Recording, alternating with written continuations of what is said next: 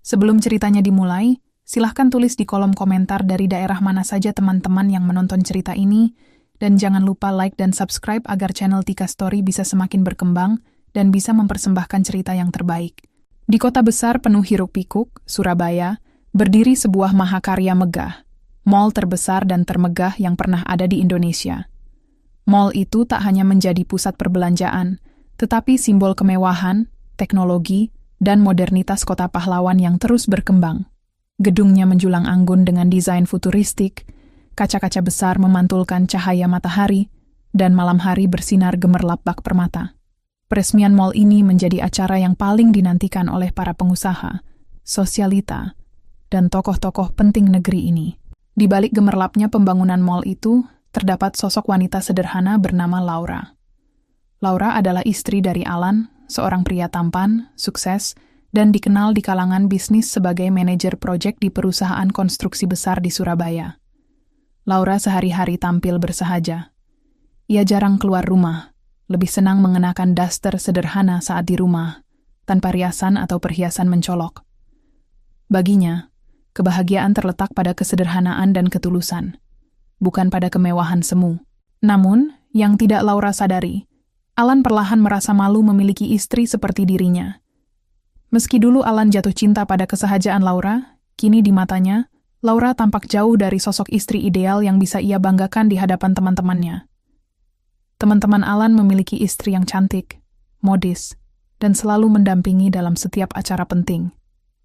Sementara baginya, Laura kini hanya wanita kampungan yang tak pantas ia ajak ke acara-acara mewah. Kesempatan Alan untuk menunjukkan pada dunia bahwa ia pria yang pantas berdampingan dengan wanita cantik datang saat undangan peresmian mall terbesar di Surabaya tiba di tangannya. Alih-alih mengajak Laura, Alan memutar akal. Ia berkata pada Laura bahwa acara itu hanya untuk kalangan bisnis dan istri-istri mereka yang memang sudah terbiasa dengan dunia gemerlap itu. Alan tahu, itu hanya alasan. Sebab di balik niatnya, ada sosok Celine, wanita muda, cantik, dan fashionable yang diam-diam menjadi selingkuhannya. Alan ingin malam itu menjadi malam yang sempurna, di mana ia bisa tampil gagah di depan rekan-rekannya sambil menggandeng Celine. Pagi di Surabaya menyapa dengan cahaya matahari, yang hangat menembus jendela rumah mewah, bergaya minimalis milik pasangan muda Laura dan Alan. Rumah itu terletak di kawasan elit Citraland, berdiri megah namun tetap menonjolkan kesan sederhana, selaras dengan kepribadian sang pemilik rumah. Di halaman, bunga-bunga mawar dan anggrek bermekaran, seolah ikut menyambut hari baru yang penuh berkah. Di dalam rumah, aroma kopi hangat dan roti panggang memenuhi udara. Laura, dengan daster sederhana bermotif bunga, tampak sibuk menyiapkan sarapan di dapur. Wajahnya bersih tanpa riasan, hanya sapuan tipis pelembab di wajah yang membuat kulitnya tetap segar. Senyumnya merekah saat mendengar suara langkah kaki suaminya mendekat. "Pagi, sayang," sapa Alan sambil mengecup kening Laura. Alan dengan kemeja putih dan celana bahan, selalu terlihat rapi sebelum berangkat kerja. Meski tampan dan berwibawa, Alan selalu hangat dan penuh kasih pada istrinya. Bagi Alan, Laura adalah sosok istri idaman, penuh perhatian, lembut, dan selalu mendahulukan kepentingan keluarga. "Pagi juga, Mas. Sarapannya sudah siap. Kopinya kubuat seperti biasa, tanpa gula," jawab Laura sambil meletakkan cangkir kopi di meja makan. Mereka duduk berdua, menikmati sarapan sederhana, sambil berbincang ringan tentang kegiatan hari itu. Alan bercerita tentang proyek-proyek baru yang sedang ia tangani di perusahaan konstruksi tempatnya bekerja. Sementara Laura, dengan penuh perhatian mendengarkan, sesekali menyela dengan pertanyaan-pertanyaan kecil yang membuat Alan merasa dihargai. Setelah sarapan, Laura mengantar Alan hingga ke depan pintu. "Hati-hati di jalan, Mas. Jangan lupa makan siang ya," ucap Laura sambil menggandeng tangan Alan erat. Alan membalas dengan senyuman hangat, lalu berlalu menuju mobilnya, melambaikan tangan sebelum akhirnya mengemudi pergi. Hari-hari Laura memang selalu sederhana namun penuh cinta. Ia menghabiskan waktu mengurus rumah, menata bunga-bunga di taman kecilnya, dan sesekali memasak resep baru yang ingin ia sajikan untuk Alan. Setiap sore, ia menanti kepulangan Alan dengan penuh rindu, memastikan rumah bersih dan wangi, serta makanan hangat tersedia di meja makan. Kadang, di akhir pekan, Alan dan Laura menghabiskan waktu bersama, berjalan-jalan di taman kota, menikmati jajanan kaki lima, atau sekadar menonton film di rumah sambil saling bersandar. Alan selalu memuji masakan Laura, terutama rendang dan sambal goreng kentangnya yang selalu membuat Alan menambah porsi makan. "Sayang, kamu ini bikin aku makin gemuk saja." Canda Alan setiap selesai makan malam, membuat Laura tertawa kecil sambil mencubit lengan suaminya. Tetangga mereka sering iri dengan keharmonisan pasangan ini. Tidak jarang Laura mendengar bisikan-bisikan kagum dari ibu-ibu kompleks saat ia berjalan menuju warung atau taman. "Wah, Laura itu beruntung banget. Suaminya tampan, sukses, tapi tetap sayang sama istrinya," ucap seorang ibu pada temannya. Iya, dan Laura juga pintar menjaga rumah tangga. Meski sederhana penampilannya, tapi dia selalu perhatian sama Alan, timpal yang lain. Laura mendengar itu dengan hati berbunga-bunga, tapi tak pernah sekalipun membanggakan diri. Ia percaya bahwa kebahagiaan rumah tangga datang dari saling mengerti dan saling menghargai, bukan dari penampilan atau harta semata. Setiap malam sebelum tidur, Alan dan Laura selalu meluangkan waktu untuk berbicara.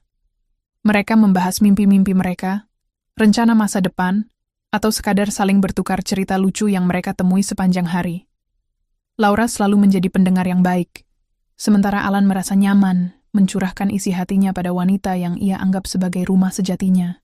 Pada suatu malam, setelah seharian Alan bekerja keras dan pulang dengan wajah lelah, Laura memijat pundak suaminya dengan penuh kasih. Alan memejamkan mata, menikmati setiap sentuhan lembut itu. "Kamu ini selalu tahu apa yang aku butuhkan?" bisik Alan sambil menggenggam tangan Laura. "Karena aku ingin Mas selalu sehat dan bahagia," jawab Laura tulus. Malam itu, seperti malam-malam sebelumnya, mereka tidur dalam pelukan, dengan keyakinan bahwa cinta mereka kuat dan tak tergoyahkan. Bagi Laura, Alan adalah anugerah. Bagi Alan, Laura adalah sandaran hati. Setidaknya, itulah yang diyakini Laura.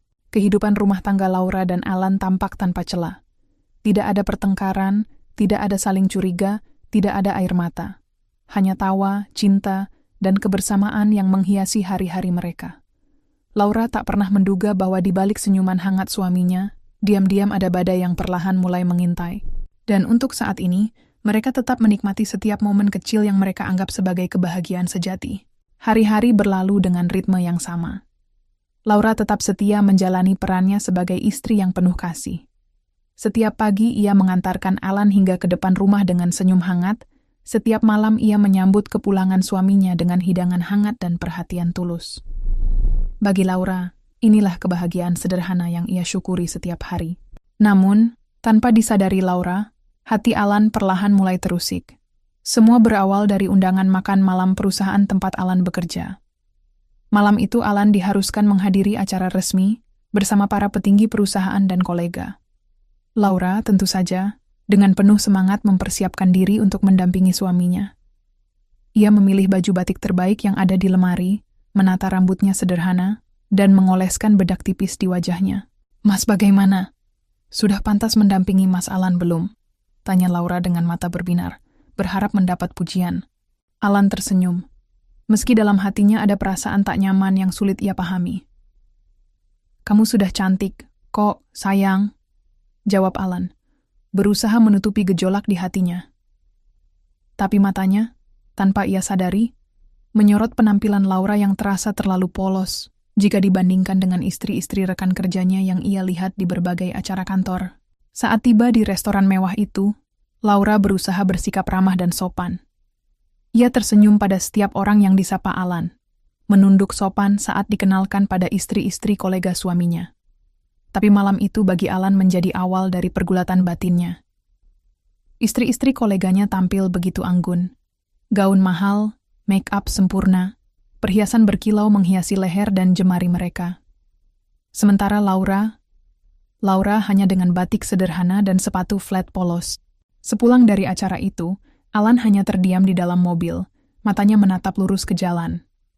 Laura, yang awalnya semangat ingin bercerita, mendadak terdiam melihat ekspresi Alan yang berubah. "Mas capek ya?" tanya Laura hati-hati. Alan mengangguk pelan. "Iya sayang, capek banget," jawabnya, berbohong untuk menghindari percakapan lebih jauh. Padahal yang membuatnya lelah bukanlah acara itu, melainkan pertarungan dalam hatinya sendiri.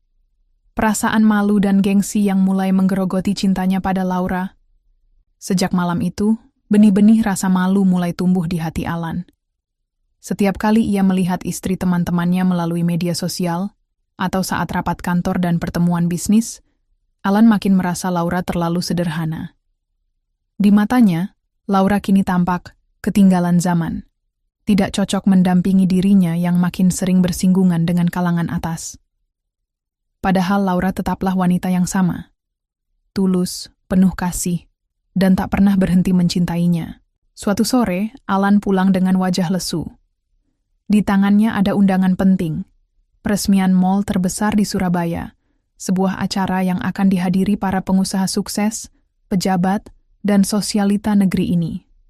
Hatinya berdebar, bukan karena senang, melainkan karena gelisah memikirkan harus membawa Laura ke acara itu. Saat Laura menyambutnya di pintu dengan senyum hangat, Alan hanya tersenyum hambar. Ia memberikan undangan itu tanpa kata. Laura membaca undangan itu dengan mata berbinar. Wah, Mas, ini acara besar sekali. Aku bangga Mas bisa diundang ke acara ini. Aku bantu siapkan baju Mas ya.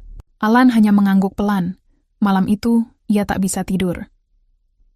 Di benaknya terus terbayang bayangan istrinya yang sederhana di tengah lautan wanita-wanita bergaun mewah. Ia takut jadi bahan gunjingan, takut merasa kecil di hadapan teman-temannya. Hari-hari berikutnya, Alan makin sering pulang larut dengan alasan pekerjaan. Padahal ia mulai mencari cara agar Laura tidak ikut ke acara peresmian mall itu. Ia mulai membuat alasan, berkata acara itu akan membosankan, hanya berisi urusan bisnis yang tidak cocok untuk Laura.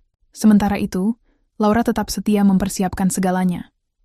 Ia bahkan mulai mencari gaun sederhana, namun anggun di toko langganannya, ingin tampil pantas mendampingi Alan. Ia tak tahu, di saat ia berusaha membahagiakan suaminya, Alan justru makin mengatur rencana untuk datang bersama orang lain. Celine, wanita muda cantik yang belakangan ini sering ia temui atas nama pekerjaan. Celine adalah kebalikan Laura. Fashionable, percaya diri, pandai bicara, dan selalu tahu bagaimana memikat Alan. Diam-diam, Alan mulai terlena pada perhatian dan pesona Celine, seolah lupa bahwa di rumah ada Laura yang selalu menantinya dengan hati penuh cinta. Di mata Laura, Alan tetaplah suami sempurna yang ia cintai dengan sepenuh hati. Ia tak pernah curiga, tak pernah mengeluh, tak pernah menuntut. Bagi Laura, kebahagiaan Alan adalah kebahagiaannya juga. Dan di sanalah letak kepedihannya kelak. Cinta tulusnya akan menjadi luka terdalam ketika kebenaran terungkap. Malam-malam di rumah tetap diisi dengan canda dan tawa, namun kini sering diselingi keheningan yang tak dipahami Laura. Alan makin banyak termenung, makin sering beralasan lelah, dan makin jarang membalas perhatian Laura seperti dulu.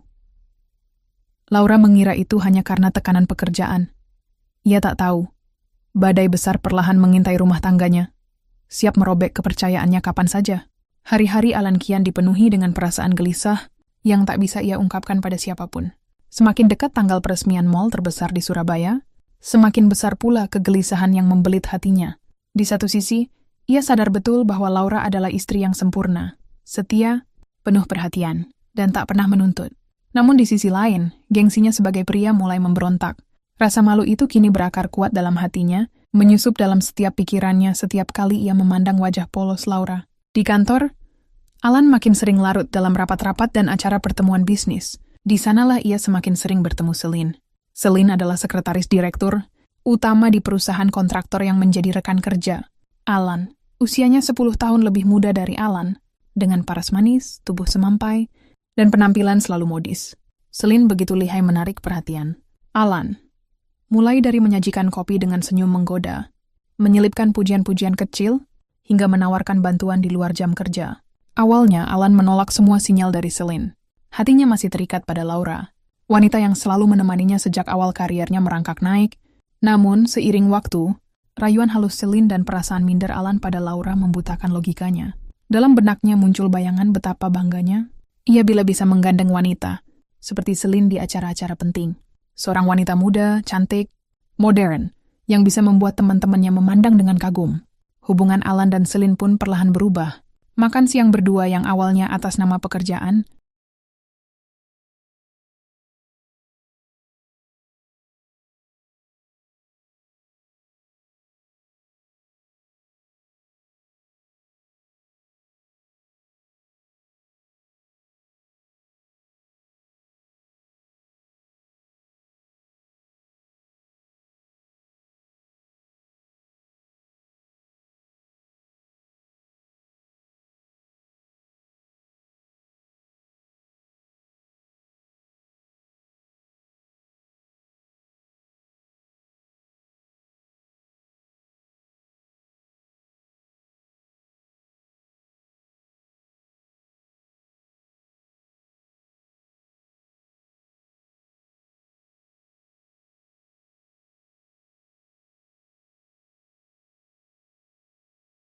berubah menjadi makan malam rahasia. Obrolan ringan tentang proyek kantor berubah menjadi bisikan manja dan kata-kata rayuan. Pesan-pesan singkat Alan pada Celine yang dulu berisi laporan pekerjaan, kini penuh dengan perhatian dan rindu. Celine, dengan segala kelicikannya, tahu bagaimana memanfaatkan situasi. Ia membuat Alan merasa dirinya kembali muda, bersemangat, dan hidup. Sementara itu, Laura tetap dalam dunianya yang penuh kesederhanaan dan cinta tulus. Di rumah, ia mulai mempersiapkan dirinya untuk mendampingi Alan di acara peresmian mall. Ia menabung uang belanjanya untuk membeli sepotong gaun sederhana namun anggun. Ia memesan gaun itu dari butik kecil langganannya, berharap bisa memberikan kejutan pada Alan dengan penampilan berbeda. Laura bahkan mulai belajar memakai make-up dari video, tutorial di ponselnya saat Alan tak di rumah. Semua ia lakukan karena ingin membuat suaminya bahagia dan bangga. Namun Alan tak tahu itu. Baginya, setiap detik makin dekat dengan hari peresmian. Mall adalah detik-detik penuh tekanan. Ia makin yakin bahwa Laura tak cocok berada di antara para tamu, undangan yang akan hadir di sana. Ia makin yakin, yang seharusnya menggandeng lengannya malam itu adalah Celine. Mas, aku sudah pesan gaun. Semoga Mas suka nanti lihat aku, kata Laura suatu sore. Matanya berbinar penuh harapan. Alan hanya mengangguk. Hatinya dicekam rasa bersalah yang kian dalam. Tapi rasa bersalah itu tak cukup kuat menghalangi langkahnya menuju jurang pengkhianatan. Suatu malam setelah rapat persiapan acara peresmian mall, Alan dan Celine duduk berdua di sebuah kafe mewah di tengah kota. Celine, dengan gaun hitam sederhana tapi memikat, menyandarkan dagunya di telapak tangan, memandang Alan dengan senyum manja. "Kamu ini kenapa? Dari tadi diam saja," bisik Celine, suaranya lembut. Alan menghela napas panjang. "Aku pusing. Acara peresmian itu makin dekat, dan aku harus bawa istri." Celine mengerling penuh arti. "Lalu, kenapa kamu harus pusing? Bukankah kamu bisa memilih siapa yang mau kamu bawa?" Alan menatap Celine dalam-dalam. Di sana ada godaan, ada pesona, dan ada janji gengsi yang akan terpuaskan. "Aku ingin kamu yang mendampingiku malam itu," ucap Alan akhirnya, seolah kalimat itu keluar begitu saja tanpa kendali. Celine tersenyum puas. Ia menggenggam tangan Alan di atas meja. "Kalau begitu, bawa aku. Aku janji, kamu tak akan malu di depan teman-temanmu." Malam itu, Alan pulang dengan kepala penuh rencana. Ia memikirkan alasan yang harus ia siapkan agar Laura tak ikut ke acara itu. Ia merencanakan segalanya, dari alasan sibuk hingga alasan keamanan acara. Dalam hatinya ada suara kecil yang berteriak mengingatkan akan kesetiaan dan cinta Laura. Namun suara itu terkubur dalam hasrat dan ambisi. Sementara itu, Laura di rumah sibuk menjahit manik-manik kecil di gaunnya. Tangannya halus merangkai detail demi detail, membayangkan wajah kagum Alan saat melihatnya nanti. Dalam hati Laura hanya satu keinginan, membahagiakan suaminya, membuat Alan bangga memilikinya. Hari-hari berlalu, dan jarak hati Alan pada Laura makin lebar. Pesan-pesan sayang dari Laura sering hanya dibalas singkat. Perhatian Laura dijawab dengan anggukan atau senyum hambar. Laura mulai merasa ada yang berubah, tapi ia menepis perasaan itu. Mas Alan hanya lelah, batinnya mencoba menenangkan diri. Di balik kehangatan rumah mereka, badai pengkhianatan itu makin mendekat. Alan kini benar-benar sudah tenggelam dalam rencana liciknya. Membawa Celine ke malam yang seharusnya menjadi kebanggaan bersama Laura. Dan Laura tetap berdiri di tempatnya. Tak tahu bahwa orang yang paling ia percaya sedang menyiapkan luka terdalam dalam hidupnya. Surabaya berdenyut dengan semangat baru. Kota ini bersiap menyambut peristiwa besar, peresmian Surabaya Grand Mall, pusat perbelanjaan termegah yang akan menjadi kebanggaan kota, sekaligus simbol kemajuan ekonomi. Dari kejauhan, gedung megah itu tampak menjulang dengan arsitektur modern, memadukan kaca, baja, dan lampu-lampu yang berkilauan. Setiap malam, cahaya dari mall itu bagai menantang bintang-bintang di langit kota. Hampir seluruh media lokal dan nasional membicarakan tentang peresmian ini. Berita-berita menampilkan daftar undangan, para pejabat, pengusaha ternama, artis papan atas, hingga tokoh-tokoh sosialita. Tak hanya itu, berbagai persiapan juga disiarkan. Karpet merah panjang yang digelar dari pintu utama hingga aula besar, panggung mewah dengan dekorasi elegan, dan tata cahaya yang dirancang khusus untuk memukau para tamu. Malam peresmian akan menjadi malam penuh gengsi, malam di mana semua mata akan tertuju pada siapa yang hadir, siapa yang mendampingi siapa. Alan terlibat langsung dalam rapat-rapat teknis menjelang acara. Ia makin tenggelam dalam atmosfer mewah itu. Setiap kali duduk bersama para kolega, ia mendengar rencana-rencana mereka untuk tampil memukau bersama pasangan masing-masing. Istri-istri mereka sudah memesankan gaun desainer, perhiasan berlian, dan bahkan memesan jasa makeup artis terkenal. Alan hanya bisa terdiam, membayangkan Laura dengan gaun sederhana yang dirajut sendiri, dan senyum polosnya yang selama ini justru mulai membuat Alan merasa rendah diri.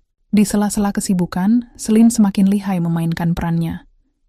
Ia sering mendekati Alan dengan pujian-pujian kecil yang membakar gengsi Alan.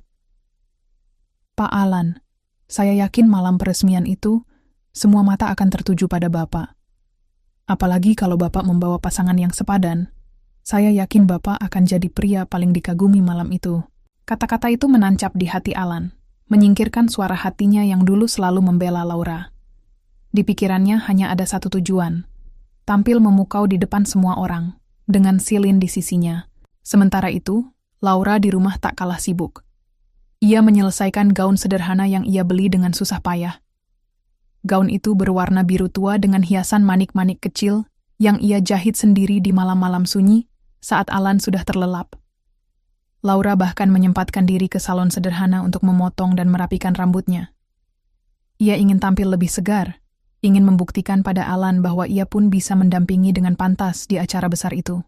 Namun hari-hari menjelang peresmian mall itu mulai dipenuhi tanda-tanda yang membuat Laura gelisah. Alan makin sering pulang larut malam dengan alasan rapat dan persiapan teknis.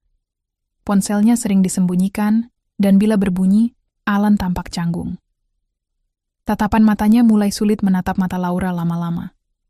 Perhatian Alan tak sehangat dulu. Kadang saat Laura bicara panjang lebar tentang gaunnya, atau rencananya mendampingi Alan, sang suami hanya menjawab dengan senyum hambar, atau anggukan singkat. Malam sebelum hari H, Laura memberanikan diri berbicara. Saat Alan pulang, ia menyambut dengan senyum, lalu menunjukkan gaun biru tua itu. "Mas, ini sudah jadi. Aku berharap Mas suka. Besok, aku siap mendampingi Mas. Aku bangga bisa berdiri di samping Mas di malam istimewa itu," ucap Laura tulus. Matanya berbinar penuh cinta. Alan menelan ludah. Hatinya terasa berat. "Sayang, sebenarnya besok itu acaranya lebih ke urusan bisnis. Banyak tamu penting yang akan sibuk bicara kerjaan. Kamu bakal bosan kalau ikut. Lagi pula, katanya protokolnya ketat sekali, susah untuk tamu pendamping," ucap Alan, menyusun kebohongan demi kebohongan. Laura tertegun. Senyum di bibirnya memudar perlahan. "Tapi, aku sudah menyiapkan semuanya, Mas. Aku ingin mendampingi Mas. Bukankah aku istrimu?" Alan menghela napas panjang, mencoba mengendalikan gejolak di hatinya. "Sayang, ini hanya untuk kebaikanmu.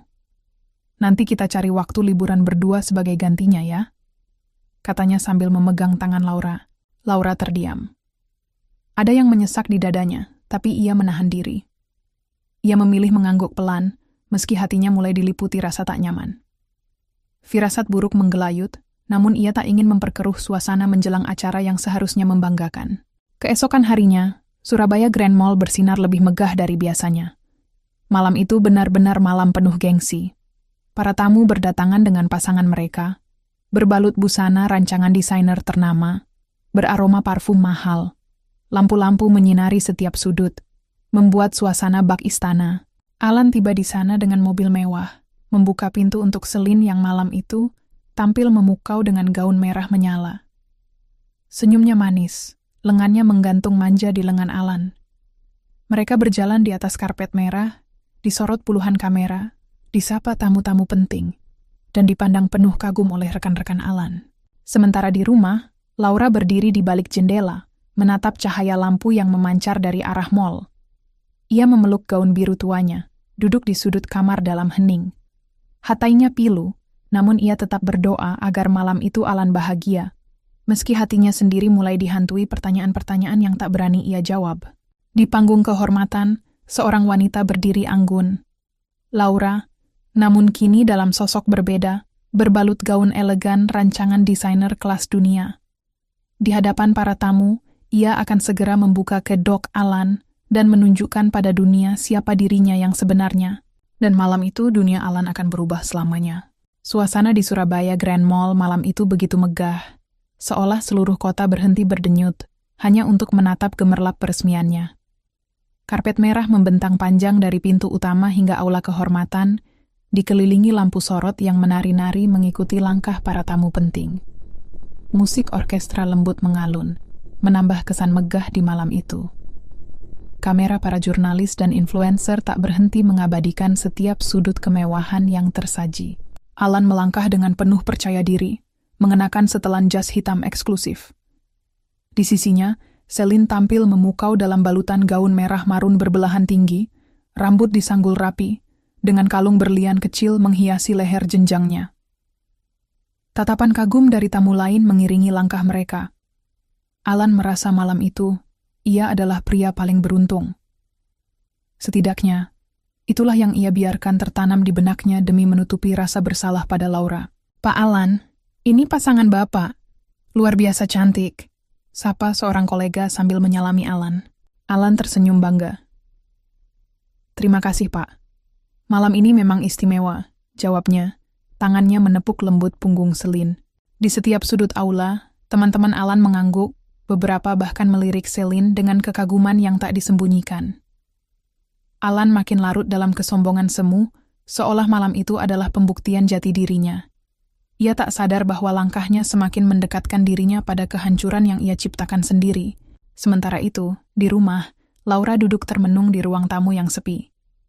Gaun biru tuanya tergantung rapi, tak jadi ia kenakan. Ia menatap kosong ke arah jendela, memandangi cahaya dari arah mall yang membelah malam Surabaya. Hatinya berdesir, dihimpit firasat yang makin berat. Beberapa kali ia mencoba mengusir bayangan buruk itu dengan berdoa. Namun, setiap kali matanya terpejam, yang muncul hanyalah bayangan Alan bersama wanita lain. "Tidak, Alan tidak seperti itu," bisiknya menenangkan diri meski hatinya mulai goyah. Laura akhirnya bangkit. Ia mengambil ponsel, membuka galeri foto-foto Alan dan dirinya. Di sana, senyum Alan selalu hangat, penuh cinta. Tapi mengapa akhir-akhir ini senyum itu terasa kosong? Mengapa sentuhan tangannya dingin? Mengapa matanya tak lagi berani menatap dalam mata Laura? Laura memejamkan mata, menarik napas dalam-dalam. Malam itu, ia memutuskan untuk menghapus keraguannya. Bukan untuk mencurigai, tapi untuk mengetahui kebenaran. Ia mengganti pakaian dengan blus putih sederhana dan celana panjang. Dengan hati-hati, ia mengemudi menuju Surabaya Grand Mall. Ia ingin melihat sendiri apa yang terjadi, ingin menepis bayangan buruk yang terus menghantuinya. Di aula utama mall, suasana semakin semarak. Para tamu disuguhi pertunjukan tari kontemporer, musik orkestra, dan video perjalanan pembangunan mall yang megah itu. Alan makin larut dalam suasana. Ia lupa pada segala janji yang pernah ia ucapkan pada Laura. Di matanya hanya ada sorot kagum orang-orang yang memandangnya malam itu. Tak jauh dari aula, Laura tiba. Ia memarkir mobil agak jauh agar tak menarik perhatian. Dengan langkah perlahan, ia mendekati area acara. Pagar pembatas dan penjagaan ketat tak membuatnya gentar. Sebagai pemilik mall, ia memiliki akses istimewa yang tak diketahui Alan. Malam itu, Laura tak berniat membuat keributan. Ia hanya ingin melihat kebenaran dengan mata kepala sendiri. Dari sudut aula, Laura berdiri, bersembunyi di balik pilar besar. Matanya menyapu ruangan, hingga akhirnya pandangannya terpaku pada sosok Alan. Di sana, suaminya berdiri gagah,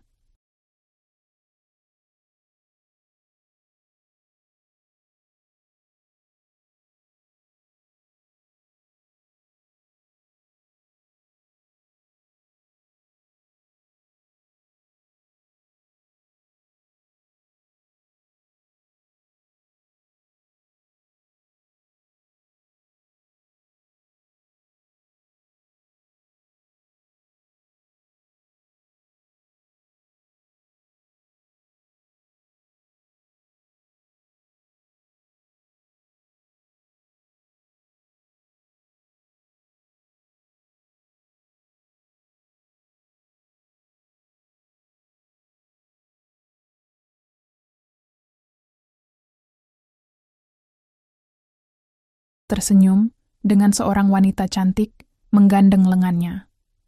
Wanita itu bersandar manja, sesekali berbisik di telinga Alan, dan membuat Alan tersenyum bangga. Detik itu, dunia Laura seakan berhenti. Dadanya sesak, matanya berkaca-kaca. Bukan hanya karena pengkhianatan yang disaksikan sendiri, tapi juga karena sadar bahwa segala firasatnya benar adanya.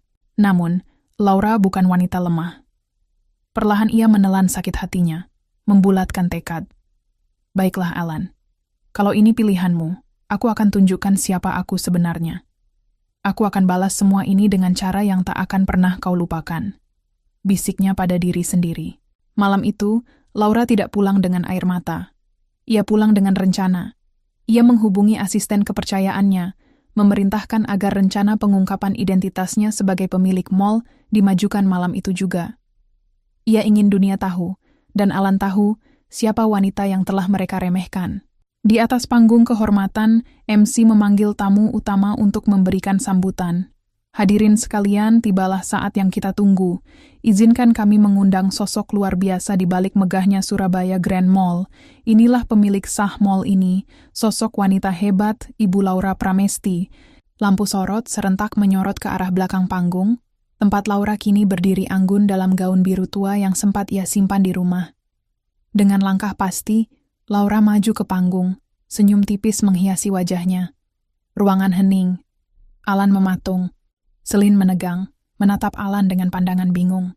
Alan tak percaya.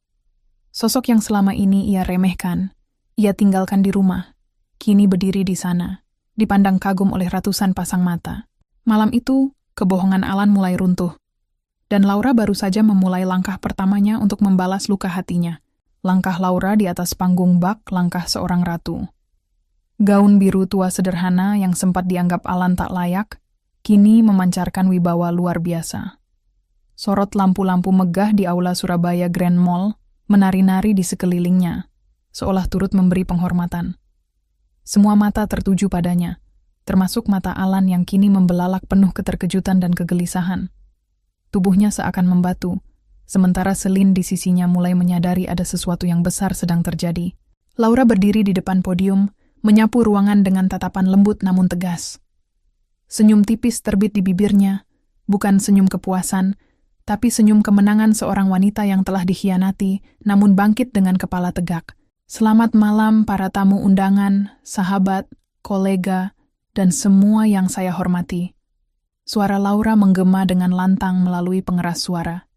Suaranya tenang, tapi setiap kata-katanya membawa bobot yang menggetarkan hati.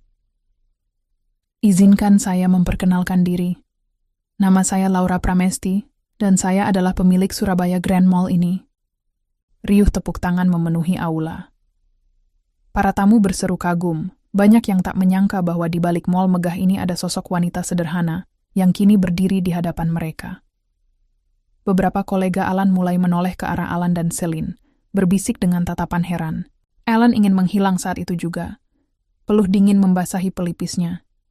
Ia memandang Celine yang tampak pucat, dan tak tahu harus berkata apa. Dunia Alan terasa runtuh seketika. Namun Laura belum selesai. Ia menatap langsung ke arah Alan dan Celine, kali ini dengan sorot mata yang tak lagi menyimpan cinta, melainkan kekecewaan dan luka. Malam ini, selain peresmian mall yang kita banggakan bersama, saya ingin berbagi sebuah pesan sederhana, ucap Laura. Nadanya tetap tenang namun penuh arti. Bahwa di dunia ini, kita tak boleh meremehkan siapapun. bahkan orang yang paling dekat dengan kita. Karena seringkali, orang yang kita remehkan justru adalah orang yang menopang hidup kita selama ini. Kata-kata Laura menusuk hati Alan. Ia menunduk, tak sanggup menatap siapapun. Celine mulai merasa malu, bibirnya bergetar mencoba mencari alasan untuk segera pergi. Laura melanjutkan sambutannya, membahas sedikit tentang perjalanan pembangunan mall itu, kerja keras timnya, dan harapannya untuk masyarakat Surabaya. Tapi di sela setiap kata, Laura tahu, Alan kini menanggung beban malu yang tak bisa ia sembunyikan. Acara selesai. Para tamu satu persatu menghampiri Laura, mengucapkan selamat dan memuji keberhasilannya. Sementara itu, Alan berdiri di sudut aula, tak berani mendekat, tak tahu harus berkata apa. Celine berbisik, "Alan, aku pulang dulu. Ini memalukan sekali." Alan hanya diam. Ia tahu Celine hanya bersamanya saat ia berjaya, dan kini, saat aibnya terbongkar, wanita itu mulai menjauh. Alan memandang Laura dari kejauhan, tapi tatapan Laura sudah tak sama. Bukan lagi tatapan cinta, tapi tatapan seorang wanita yang tersadar betapa dalam ia telah dikhianati. Malam itu, setelah para tamu pulang, Laura duduk di kantornya di lantai tertinggi mall. Ia memandangi kota Surabaya dari balik kaca besar. Hatinya sakit, tapi ia tahu, ini baru permulaan. Laura memanggil asistennya. "Besok pagi, umumkan ke media. Saya akan mengadakan konferensi pers. Saya ingin dunia tahu siapa Alan sebenarnya," ucap Laura tegas. "Asalkan ibu yakin kami siap melaksanakan," jawab sang asisten. Laura mengangguk. Malam itu, ia mulai menyusun rencana. Bukan hanya untuk mempermalukan Alan, tapi untuk memastikan Alan dan Celine merasakan akibat dari pengkhianatan mereka. Ia meminta tim hukumnya menyiapkan gugatan cerai. Ia menginstruksikan bagian keuangan memblokir akses Alan ke aset perusahaan yang selama ini diam-diam ia nikmati. Laura tahu, Alan bekerja sebagai manajer proyek di perusahaan rekanan, tapi banyak fasilitas yang selama ini ia nikmati berasal dari kemurahan hati Laura. Itu semua akan ia cabut. Di rumah, Alan pulang dalam diam. Wajahnya pucat, tubuhnya lunglai, dan langkahnya gontai. Rumah yang biasanya terasa hangat kini terasa seperti penjara bagi dirinya sendiri. Laura belum pulang. Ia tahu istrinya tengah menyiapkan langkah-langkah berikutnya. Alan duduk di ruang tamu, menunduk, menatap jemari yang menggenggam ponsel kosong. Pesan-pesan masuk dari teman-temannya, sebagian memuji Laura, sebagian bertanya heran, sebagian menyindir. Alan menutup wajahnya dengan kedua tangan. Malam itu, untuk pertama kalinya, ia menyesali pilihannya. Keesokan paginya, Surabaya heboh. Berita di media cetak dan digital menampilkan foto Laura di malam peresmian, anggun dan penuh wibawa. Judul berita menggema. "Inilah sosok hebat di balik Surabaya Grand Mall. Laura Pramesti, wanita sederhana yang memimpin proyek besar, dan sosok pemilik mall mempermalukan suami di malam peresmian." Video Laura di panggung tersebar, termasuk rekaman wajah Alan dan Celine yang tertangkap kamera dengan ekspresi malu. Alan kini jadi bahan perbincangan, bukan sebagai pria sukses, tapi sebagai pria yang menipu dan mempermalukan dirinya sendiri. Sementara Celine, namanya ikut tercoreng. Proyek-proyek yang ia tangani mulai ditarik dari tangannya. Beberapa rekan bisnis menjauhi Alan, takut nama mereka ikut tercoreng. Laura tersenyum pahit membaca berita-berita itu. "Ini baru permulaan, Alan. Kamu dan dia akan merasakan semua sakit yang sudah kamu torehkan," bisiknya. Dan rencana besar Laura untuk menjatuhkan Alan dan Celine kini telah dimulai. Surabaya kembali bergemuruh, bukan hanya karena mall baru yang menjadi kebanggaan kota, tetapi karena nama Laura Pramesti kini begitu harum di seantero kota. Media massa dan media sosial dipenuhi pujian untuk Laura. Sosok wanita tangguh, sederhana namun luar biasa, yang tak hanya berhasil membangun proyek terbesar di kota itu, tetapi juga mempermalukan seorang suami pengkhianat tanpa perlu amarah meledak-ledak. Pagi itu, aula konferensi Surabaya Grand Mall penuh sesak dengan wartawan. Panggung sederhana namun elegan telah disiapkan untuk Laura. Di belakangnya terpasang layar LED besar bertuliskan Konferensi Pers Pemilik Surabaya Grand Mall, Inspirasi, Perjuangan, dan Kebenaran. Laura tampil anggun, mengenakan blazer putih dengan celana panjang hitam. Wajahnya tenang, Sorot matanya tajam namun penuh wibawa. Sementara itu, Alan di rumah menyaksikan siaran langsung konferensi itu dengan jantung berdegup tak karuan. Celine, ia sudah menghilang. Setelah malam peresmian yang memalukan itu, Celine memilih bersembunyi. Nama dan fotonya tersebar di mana-mana sebagai wanita perebut suami orang. Proyek-proyek yang ia banggakan sebelumnya dicabut satu persatu. Perusahaan tempatnya bekerja juga mulai menaruh jarak, takut reputasi perusahaan tercemar. Laura mengambil mikrofon, mengangguk sopan pada para wartawan yang menantinya.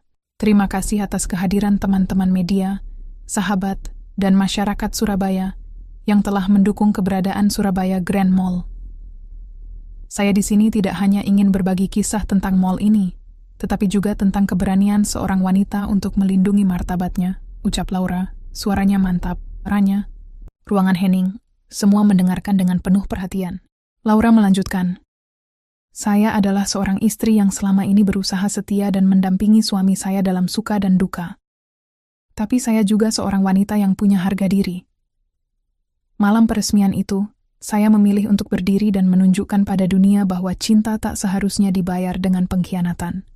Saya ingin pesan ini sampai, jangan pernah meremehkan pasangan yang tulus mencintai Anda. Tepuk tangan menggema. Wartawan berebut mengajukan pertanyaan. Bu Laura, bagaimana perasaan ibu setelah mengetahui suami ibu hadir bersama wanita lain di malam peresmian mall milik ibu sendiri? Laura tersenyum tipis. Sakit tentu saja, tapi saya memilih untuk mengubah rasa sakit itu menjadi kekuatan. Malam itu saya tersadar. Inilah saatnya berhenti membela orang yang tak tahu menghargai kita. Apakah ibu akan menggugat cerai suami ibu? Sudah saya ajukan. Prosesnya sedang berjalan, jawab Laura, tegas namun tanpa nada benci.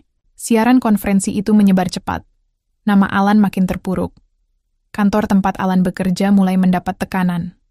Beberapa klien menolak bekerja sama jika Alan masih dilibatkan. Proyek-proyek penting yang dulu Alan banggakan mulai dicabut. Dalam hitungan hari, karier Alan yang dibangun bertahun-tahun runtuh bagai istana pasir diterjang gelombang. Laura tidak berhenti di situ. Ia menginstruksikan divisi hukum perusahaannya untuk menelusuri setiap fasilitas yang pernah Alan nikmati selama pernikahan mereka. Mobil, rumah kedua, kartu kredit perusahaan. Semuanya dibekukan atau ditarik. Laura memang tak pernah mencampuri urusan Alan selama ini, tapi ia tahu banyak fasilitas itu yang diberikan atas nama cintanya dulu. Kini, cintanya telah ia cabut, dan fasilitas itu ikut pergi. Di lingkungan pergaulan Alan, ia menjadi bahan cibiran. Teman-temannya menjauh.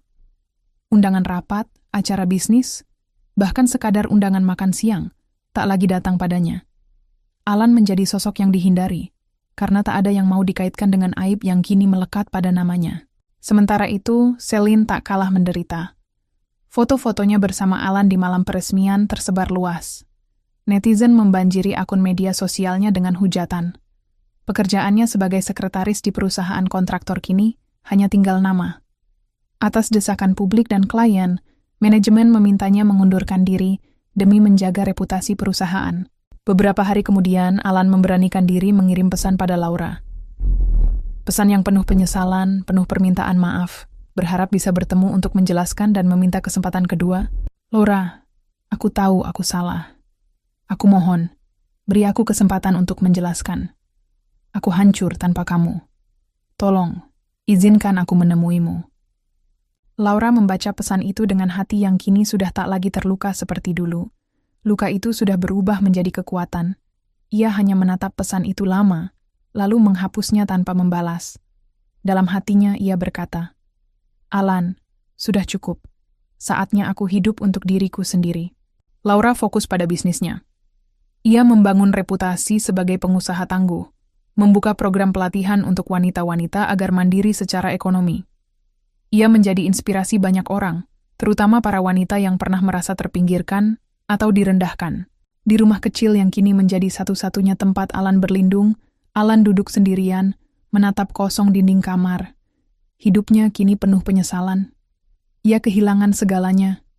Istri yang tulus, rumah tangga, karier, nama baik, dan bahkan wanita yang dulu ia kira akan membawanya pada kebanggaan. Celine sudah lama menghilang, tak pernah lagi menghubunginya. Dan di kota Surabaya, nama Laura Pramesti kian berkibar.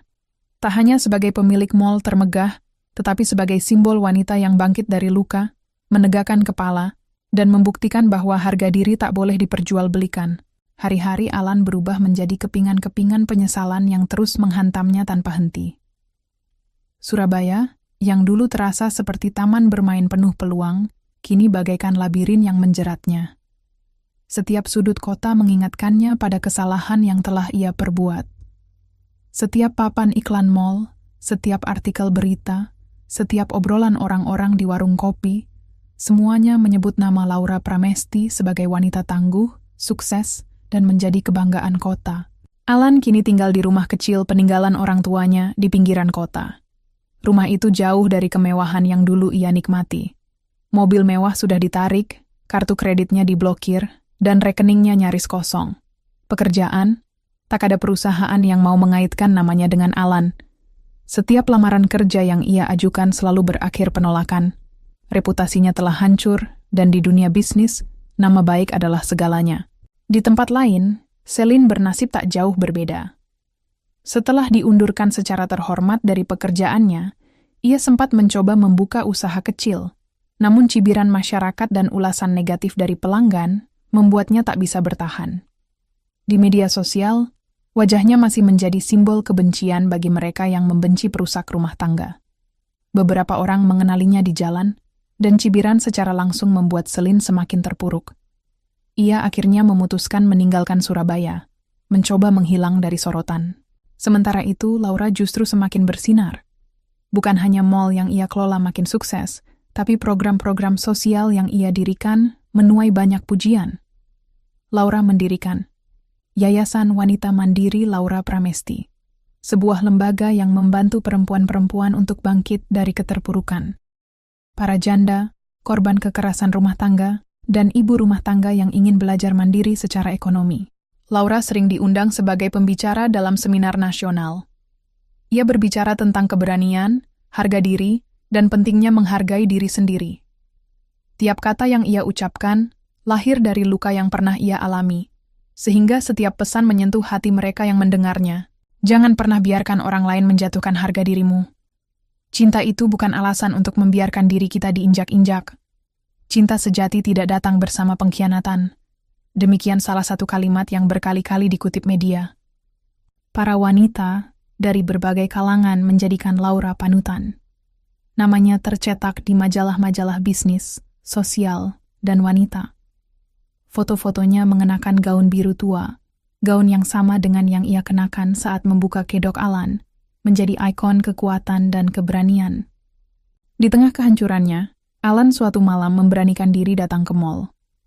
Bukan untuk mencari perhatian, tetapi sekadar berharap bisa berbicara dengan Laura. Ia menunggu di area parkir basement, menunggu mobil Laura lewat. Ketika akhirnya mobil itu datang, Alan berdiri memohon, wajahnya lusuh, matanya sembab karena kurang tidur. Laura keluar dari mobil, diapit pengawal. Ia menatap Alan dengan dingin, tanpa benci, tanpa marah, hanya datar. Alan berlutut, mengiba. Laura, maafkan aku mohon, aku hancur tanpamu. Aku salah, aku khilaf. Laura hanya menatapnya sebentar. Lalu ia berkata dengan suara tenang, "Kau bukan hancur tanpa aku, Alan. Kau hancur karena pilihanmu sendiri. Aku sudah memaafkan, tapi aku tak akan kembali. Bangkitlah dengan caramu sendiri, kalau kau mampu." Tanpa menunggu jawaban, Laura melangkah masuk ke mall. Alan terduduk lemas, tangisnya pecah, tapi malam Surabaya tetap berjalan seperti biasa, tanpa peduli pada seorang pria yang telah kehilangan segalanya.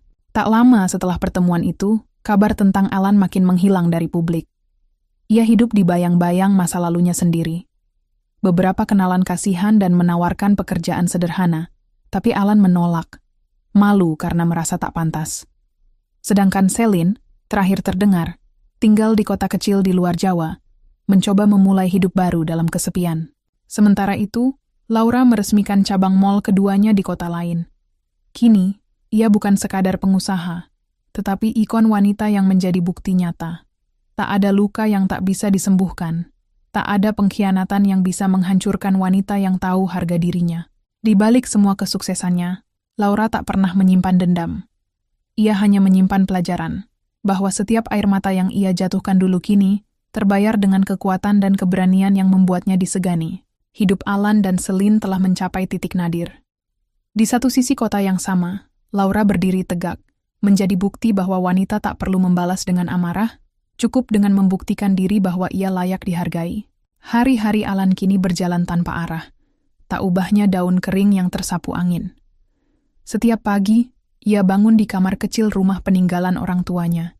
Dinding-dindingnya kusam, atapnya mulai bocor.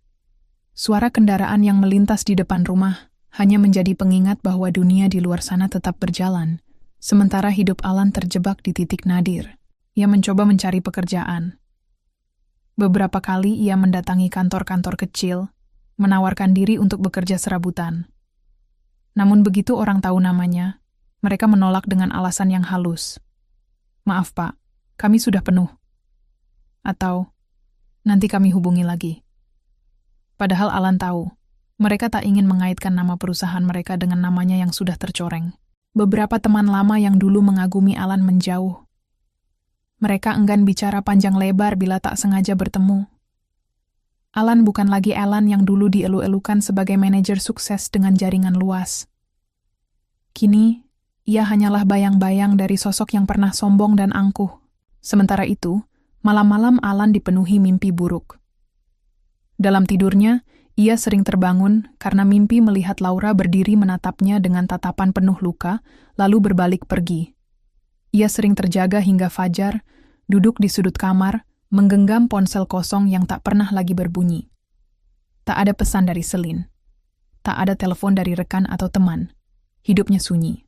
Di sisi lain kota, Laura justru semakin berkibar. Surabaya Grand Mall menjadi pusat perbelanjaan paling ramai, dan cabang-cabang mall yang ia bangun di kota lain menuai sukses serupa. Laura sering muncul di seminar-seminar kewirausahaan, menjadi pembicara inspirasi, dan bahkan menjadi duta program nasional pemberdayaan perempuan. Foto Laura sering menghiasi halaman depan majalah bisnis. Dalam setiap wawancara, ia selalu menyisipkan pesan. Harga diri seorang wanita lebih berharga dari segalanya. Jangan pernah biarkan siapapun meremehkanmu. Jangan pernah biarkan air matamu sia-sia. Yayasan Wanita Mandiri, Laura Pramesti makin berkembang. Ratusan perempuan sudah mengikuti pelatihan gratis, mulai dari menjahit, memasak, hingga digital marketing. Laura sering turun langsung mendampingi mereka. Di sana, ia merasa menemukan makna baru hidupnya. Bukan hanya sebagai pengusaha, tetapi sebagai penggerak perubahan. Suatu hari, Alan memberanikan diri datang ke kantor Yayasan Laura. Ia berharap bisa bicara, berharap bisa menebus kesalahan walau sekecil apapun. Dengan langkah gontai dan wajah lusuh, ia masuk ke lobi kantor yang penuh poster motivasi, bertuliskan, "Bangkit, berani, mandiri." Resepsionis memandangnya dengan ragu. "Ada yang bisa saya bantu, Pak? Saya ingin bertemu Bu Laura. Tolong." Katakan padanya Alan ingin bicara. "Hanya sebentar," pinta Alan, suaranya serak. Resepsionis menatap Alan penuh iba, lalu masuk ke dalam untuk menyampaikan pesan. Beberapa menit kemudian, ia kembali dengan senyum sopan. "Maaf Pak, Bu Laura sedang sangat sibuk hari ini. Beliau menitip pesan. Jangan cari aku lagi. Hiduplah dengan jalanmu sendiri. Aku sudah memaafkan, tapi aku tak ingin menoleh ke belakang." Alan terdiam. Kata-kata itu menancap di hatinya lebih dalam daripada hukuman apapun. Dengan langkah berat, ia meninggalkan gedung itu. Di luar, angin sore berhembus, seolah membawa pergi sisa-sisa harga dirinya yang telah lama hancur. Hari berganti minggu, minggu berganti bulan. Alan hidup dalam kesunyian yang ia ciptakan sendiri. Ia mulai bekerja serabutan, menjadi buruh angkut di pasar, mengantar barang dengan motor tuanya yang hampir rongsok. Setiap hari, ia melewati Surabaya Grand Mall, melihat betapa megahnya bangunan yang dulu seharusnya menjadi lambang kesuksesan bersama Laura. Tapi kini, mall itu menjadi simbol kebodohannya sendiri, keangkuhan dan pengkhianatan yang membawanya pada kehancuran. Celine? Sudah tak terdengar lagi kabarnya. Alan kadang berharap Celine akan menghubunginya, setidaknya untuk berbagi rasa sakit. Tapi tidak. Celine benar-benar menghilang, meninggalkan Alan sendirian memikul semua akibat.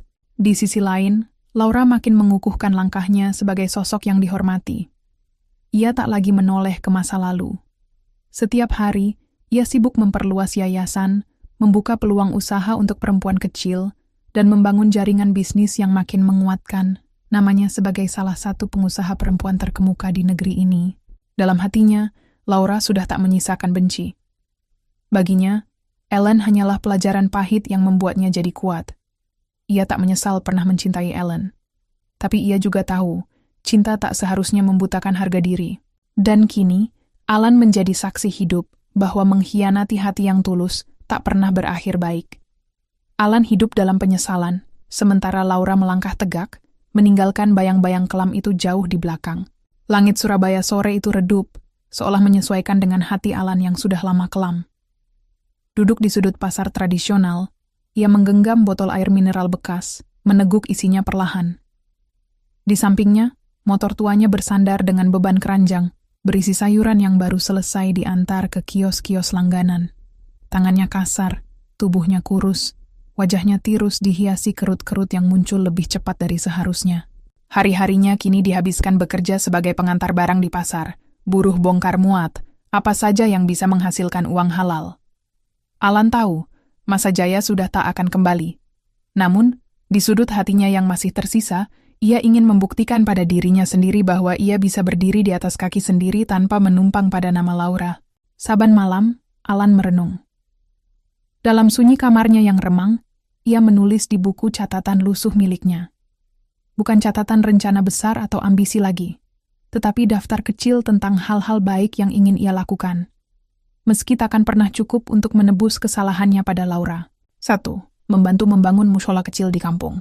2. Membagikan sembako setiap bulan sebisanya. 3. Mengajari anak-anak tetangga mengaji dan membaca. 4. Meminta maaf pada setiap orang yang pernah ia sakiti. Alan memulai dari yang ia mampu. Dengan sisa tabungan dan sedikit penghasilan, ia ikut patungan bersama warga memperbaiki mushola yang hampir roboh. Ia mengangkut bata dan pasir sendiri, memikul karung semen, membersihkan halaman, dan mengecat dinding. Para warga semula heran, lama-lama mereka menerima Alan sebagai bagian dari mereka. Tak ada lagi yang memandangnya sebagai Alan si manajer sombong.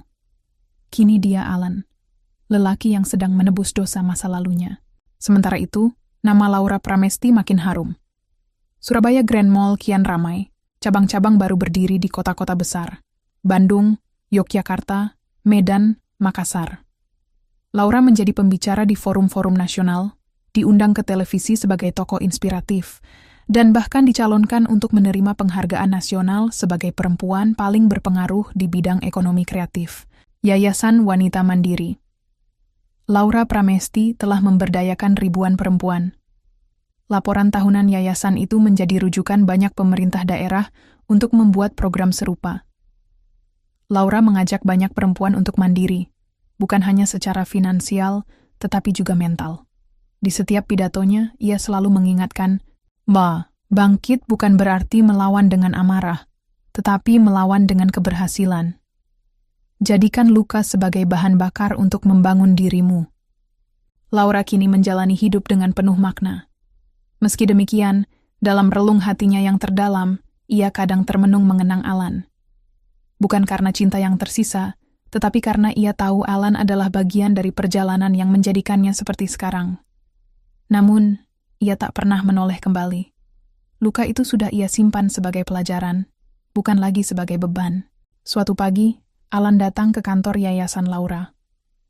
Bukan untuk memohon atau berharap Laura kembali, tetapi untuk menyerahkan sebuah amplop berisi surat tulisan tangan. Alan tahu ia tak akan diizinkan bertemu, dan ia pun tak berharap.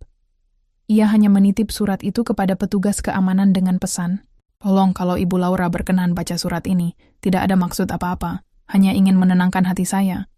Petugas itu mengangguk, walau tak yakin surat itu akan sampai ke tangan Laura.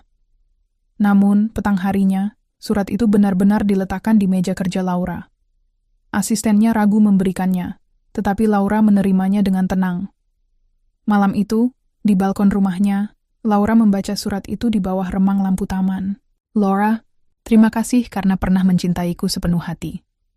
Terima kasih karena pernah menjadi wanita yang mendampingiku dalam suka dan duka. Maafkan aku karena menyia-nyiakan cinta itu. Maafkan aku karena mengkhianatimu dan melukai hatimu yang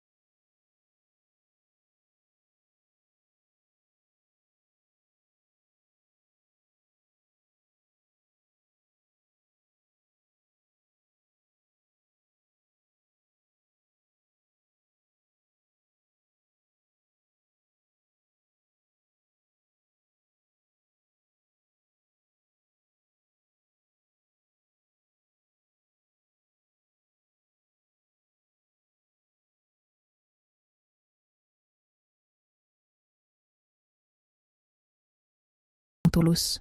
Aku tak meminta kau kembali. Aku tahu aku tak pantas lagi.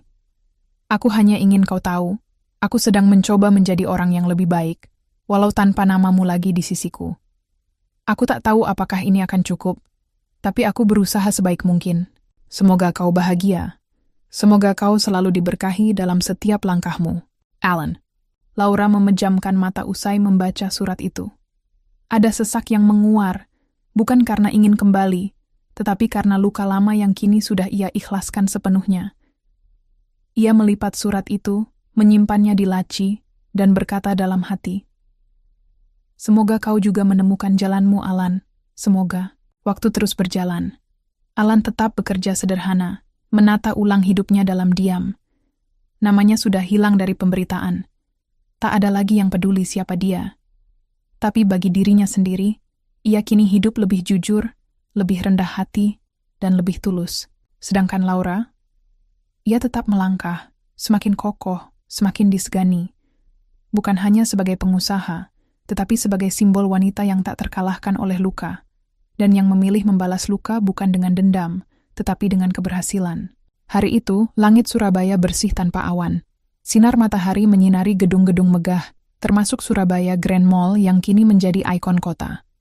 Mall itu tak hanya pusat perbelanjaan, tetapi simbol kebangkitan seorang wanita yang pernah terpuruk karena luka pengkhianatan. Di tengah kesibukan kota, Alan berjalan dengan langkah gontai menuju halaman masjid dekat mall. Bajunya sederhana, wajahnya tirus, rambutnya mulai memutih. Tangannya menggenggam tas kecil berisi buku catatan, Al-Quran lusuh, dan satu kotak kecil berisi seuntai kalung yang pernah ia belikan untuk Laura bertahun-tahun lalu. Kalung yang tak pernah sempat ia berikan karena hatinya terlalu sibuk mengejar kesombongan. Hari itu, Alan sudah mantap. Ia ingin bertemu Laura. Bukan untuk memohon kesempatan kedua, bukan untuk berharap kembali, tapi untuk menyampaikan permintaan maaf terakhirnya, langsung, tanpa perantara. Ia tahu mungkin Laura tak ingin menemuinya, tapi ia harus mencoba. Hatinya tak akan tenang jika ia tak melakukannya. Alan menunggu di masjid itu hingga sore, menanti waktu Laura keluar dari mall. Setiap sore, ia tahu, Laura sering keluar untuk mengunjungi panti asuhan atau rumah singgah yang ia kelola di sekitar mall. Alan duduk di tangga masjid, menunduk, menggumamkan doa-doa lirih. Dan benar, sore itu, Laura muncul di halaman mall, ditemani dua asistennya. Laura mengenakan gamis krem sederhana dan jilbab senada, wajahnya bersih, teduh, penuh wibawa. Alan berdiri, ragu sejenak, lalu memberanikan diri melangkah mendekat. Langkah Alan membuat para asisten Laura menegang. Mereka hendak mencegah, tapi Laura mengangkat tangan, memberi isyarat.